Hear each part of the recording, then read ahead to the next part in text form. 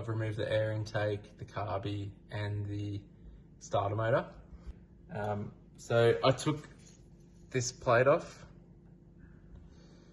Okay, so I took the plate off, and this is the inside of it. I just want to try and show it with as much detail and closeness as possible. So I'll let go of this. Yeah, is that spring seems a bit weak, but maybe when that lets go, it's meant to flick up. I'm not sure.